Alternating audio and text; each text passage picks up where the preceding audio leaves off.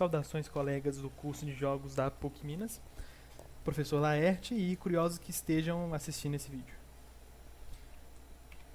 Esta é minha análise de post-mortem para a matéria de engenharia de software. Meu nome é Arthur e o alvo dessa análise será o jogo A Reckless Disregard for Gravity, um jogo de base jumping da empresa indie Dejoban Games. Pra quem não sabe, base jumping é um esporte radical que o pessoal pula dos lugares altos com aquelas roupas lá de esquilo voador e paraquedas pra sobreviver.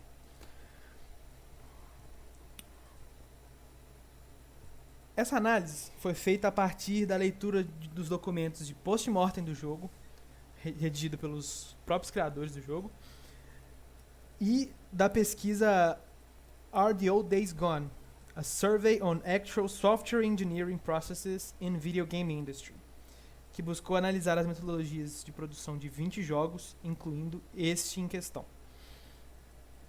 Nesse trabalho, os pesquisadores concluíram que não fez uso nem de metodologias ágeis e nem de metodologias em cascata, e sim da metodologia ad hoc, que, segundo eles, em tradução livre, é um processo criado para algo específico ou sem definição prévia. Nele, as tarefas são definidas à medida que se precisa delas e os processos são moldados de forma a responder problemas pontuais. Nosso professor Laerte classifica essa metodologia como artesanal. Eu gosto de chamar de quem sabe faz ao vivo. Esse é o BPMN do A Reckless Disregard for Gravity, feito pela equipe do RDO Days Gone, que ilustra de maneira simplificada o modelo de produção do jogo, indo da etapa de brainstorming, passando pelo GDD, até os processos de criação de cenário, ferramentas e mecânicas, fases de teste e o final da produção. Essas etapas em vermelho caracterizam dificuldades enfrentadas pelo time. E esse diagrama está bem vermelho. Vai ser a partir desse diagrama que eu vou analisar alguns acertos e erros revelados pela equipe Dejoban Games nesse post-mortem.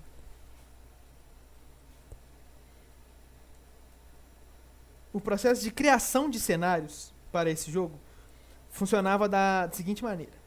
O arquiteto montava um protótipo à mão, com os assets desenvolvidos, e pelo que eu li no post-mortem, o uso de placeholders não foi muito difundido nesse projeto, então esses protótipos talvez tenham sido montados já com os assets finais.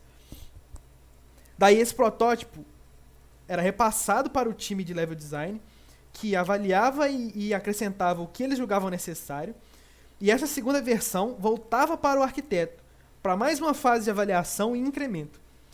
E só aí era mandada para o gerente, para aí sim ele poder dar a aprovação final desse protótipo. E com esse belo e burocrático processo artesanal, eles validaram uma fase em 6 meses.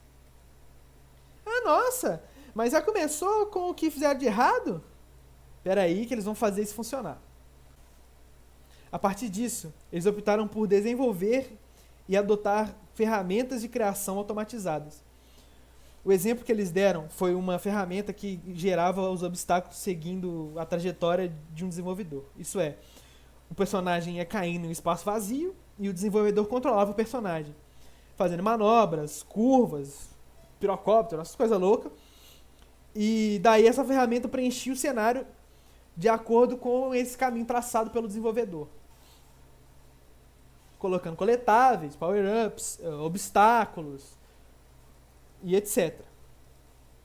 Isso agilizou o processo de prototipação e incremento, porque os protótipos eram gerados a partir dessa jogada teste, né? E qualquer incremento era só jogar a fase de novo e rodar a ferramenta de novo e incrementaria o que eles achavam necessário. E isso facilitou a criação de novas fases. Eles também desenvolveram uma ferramenta semi-aleatória para gerar as skyboxes diferentes para as fases. Que eles geravam essas primárias assim com cores e formações diferentes para poder dar uma identificação maior para cada fase. Né? Mesmo com todas essas ferramentas para agilizar o processo, eles já tinham perdido muito tempo. Lembra que eles levaram 6 meses para montar uma fase antes das ferramentas automatizadas? Então, eles fizeram um jogo em 9 meses. E o jogo tem 81 fases. Essa correria toda tolhiu e muito a criatividade dos desenvolvedores, que foram obrigados a utilizar um número limitado de assets e mecânicas para montar todas as fases. Porque além do tempo perdido, o processo de criação de novas features também era artesanal e poderia levar eles a perder mais tempo ainda. Os pesquisadores do Are the Old Days Gone encararam o processo deles de criação de features dessa forma. Já o pessoal da equipe encarava esse processo assim.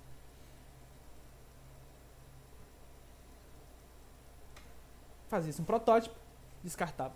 Protótipo, descartava de novo. Reprototipação, descartava de novo. Daí veio a negação, raiva, barganha, depressão. Daí a aceitação. Daí eles descartavam de novo o protótipo, faziam outro protótipo. E aí na reta final eles testavam, refinavam. E aí sim eles tinham um resultado.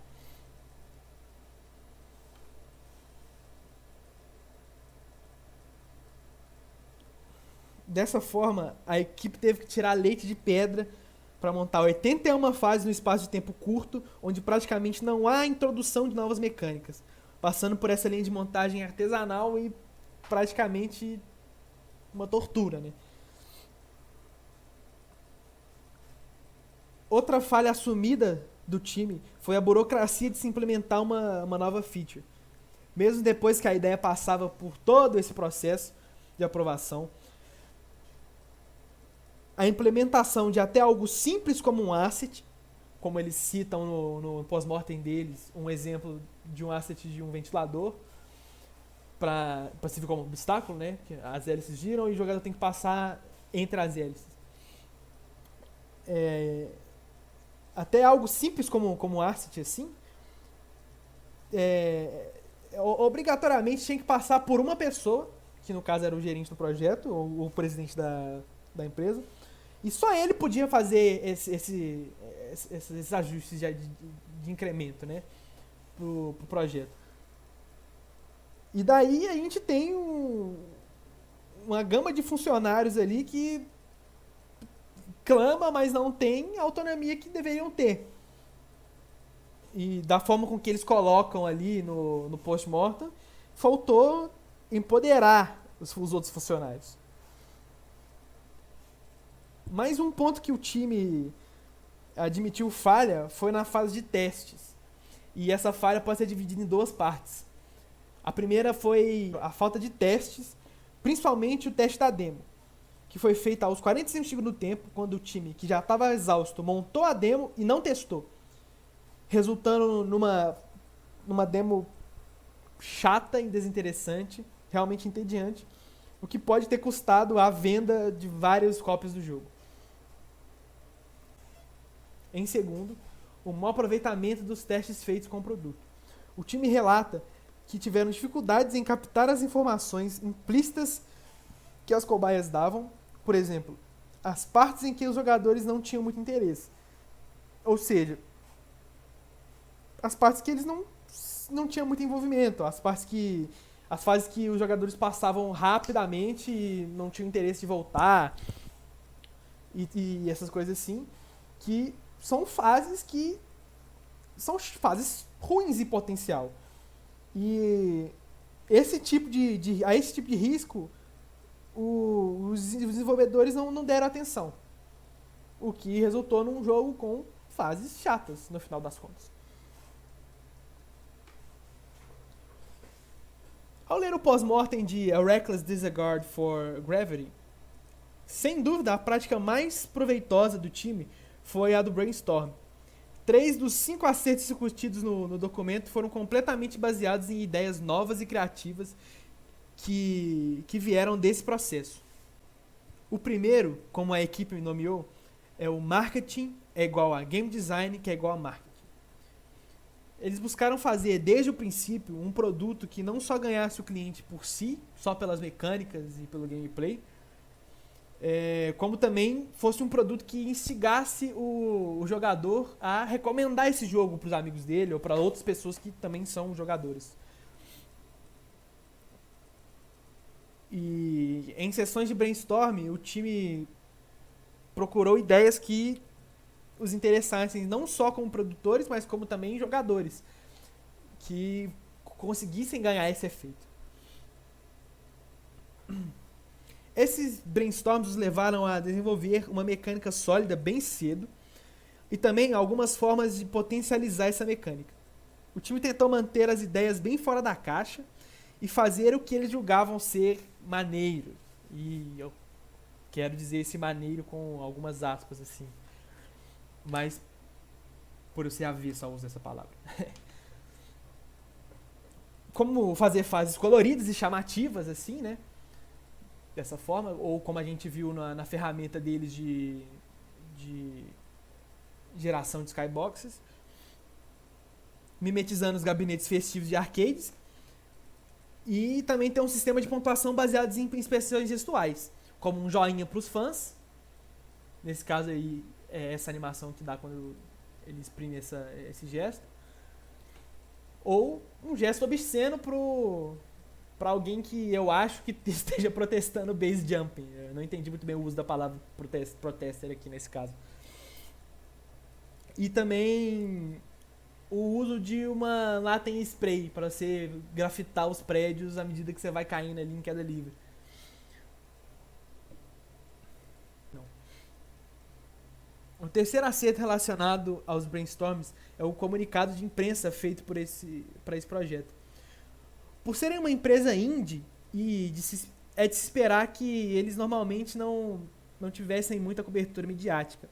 Mas dessa vez eles foram atrás de sites e notícias especializadas e entregaram sinopses com uma narrativa mais solta e engraçada, condizente com a ideia do jogo, dando ênfase nas mecânicas e não em números como quantidade de fases ou músicas que tinham no jogo e essas coisas assim. Então eles buscaram realmente explicar de uma forma narrativa e interessante a mecânica do jogo, nessas sinopses que eles publicaram para esses veículos. O último acerto abordado no post-mortem foi o que a equipe fez no tempo livre deles, ou melhor, a garantia de ter tempo livre. E o quanto isso os ajudou a manter a cabeça e manter o projeto. Eu acho que o motivo deles terem escolhido a salsa especificamente, citar especificamente a salsa no post-mortem deles, como eles mesmos falaram, porque alguns dos integrantes do grupo se conheceram dançando salsa, numa aula de salsa, né? Voltando ao BPMN, o último erro exposto pelos desenvolvedores é certamente endêmico da metodologia do quem sabe faz ao vivo, quer dizer, do ad hoc, e constituiu no mau uso dos documentos de design. Eles compuseram o documento no início do processo e não o consultaram regularmente, nem para avaliar o progresso, nem para atualizar o arquivo, chegando ao ponto de desconsiderar os planos iniciais e simplesmente descartar o documento e improvisar a partir dali. De tanto que estava diferindo o projeto deles para a ideia inicial. O que nos leva a um ponto que nossos professores sempre fazem pra gente, que é, pra que ter um documento se ele não vai agregar valor ao projeto? Em suma, o post-mortem desse projeto é muito útil, principalmente para nós estudantes de jogos, pois ele mostra o processo de uma empresa pequena cujo time tem menos de 10 pessoas, algo bem próximo à nossa experiência. O fato deles não seguirem à risca metodologias sofisticadas como metodologias ágeis ou em cascata, que nem os gigantes da indústria, os torna muito mais identificáveis e também nos ajuda a ver, através dos erros deles, a falta que essas metodologias fazem no projeto. Bom, muito obrigado aos colegas do curso de jogos e ao ocasional curioso que pode estar assistindo esse vídeo. Um abraço a todos, boas festas.